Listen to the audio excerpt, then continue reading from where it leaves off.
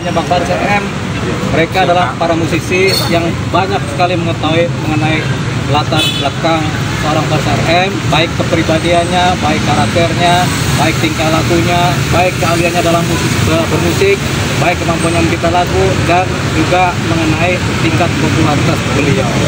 Yang mereka belum paham adalah mengenai keterlibatan beliau dalam penggunaan narkotika selaku pengguna ya.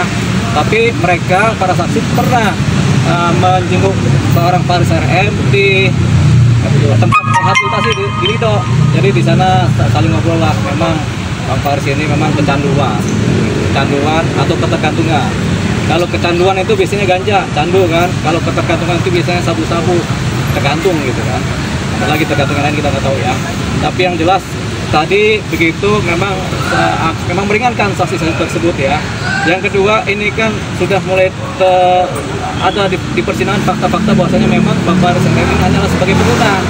Karena untuk dicari sebagai pengedar nggak ketemu, bukti-bukti saksi-saksi memang nggak ada begitu. Jadi memang dia adalah pengguna, terbukti dengan adanya tindakan membeli barang ini, narkotika ini kepada pihak lain kan gitu. Jadi dia hanyalah sebagai pengguna.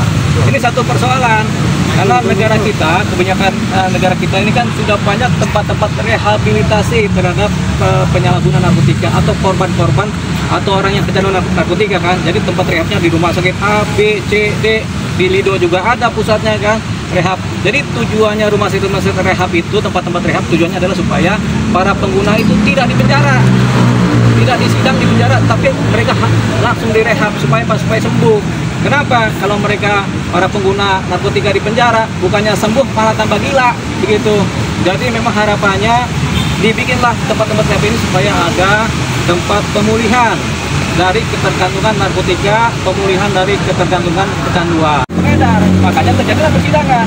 Padahal sebenarnya kalau lebih teliti, dia hanya menggunakan, terbukti di persidangan dia hanya menggunakan. Makanya ini adalah satu aktivitas hukum yang agak berlebihan terhadap diri seorang Faris RM. Kenapa? Karena dia bukan pengedar, tapi disidang sebagai pengedar. Padahal setelah terbukti di fakta-fakta persidangan, dia hanyalah sebagai pengguna. Harusnya ketika di penyidikan atau penyelidikan dia terpantau dia sebagai pengguna, apalagi sudah ada kronologis kan, dia berapa kali menggunakan, tertangan-tangan menggunakan kan, itu kan kronologis. Sudah ada juga rehabilitasi, itu kan juga kronologis. Harusnya pihak penyidik di Polres atau dimanapun juga di jaksa harusnya udah peka ini, langsung saja direhab, diajukan ke BNN untuk direhab, nggak perlu disidang. Karena disidang itu buang-buang waktu gitu, buang-buang tenaga, buang pikiran, pengacara juga suruh kerja kan begitu. Jadi ini ya, kita harapannya terhadap pengguna narkotika hanya kasus inilah yang terakhir yang disidang. Selebihnya kalau ada pengguna narkotika kedapatan hanya sebagai pengguna, ya langsung direhab karena tempatnya udah banyak. Ingat apa tadi? Yaitu untuk memulihkan seorang pengguna, tempatnya adalah di rehabilitasi, bukan di penjara. Kalau di penjara yang ada tambah gila, itu dia kuncinya. Makanya itu kuncinya. Jadi harapannya tidak ada lagi pengguna narkotika yang kemudian di penjara atau disidang sebagai pengguna. Itu dia.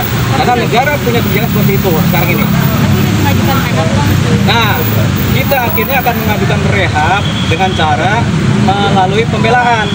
Dalam pledoi kita nanti, kita akan mengajukan permohonan rehabilitasi terhadap seorang Faris RM. Kenapa? Karena dia hanya sebagai pengguna rehab ini nggak sekali rehab langsung sembuh loh. Masih ada 10-50% tingkat kecanduannya di kepala. Nah, ini juga harus direhab lagi. Mungkin 2-3 kali rehab ini seorang Faris RM karena sudah lama kecanduan kan. Kita juga kalau kecanduan juga rehabnya bisa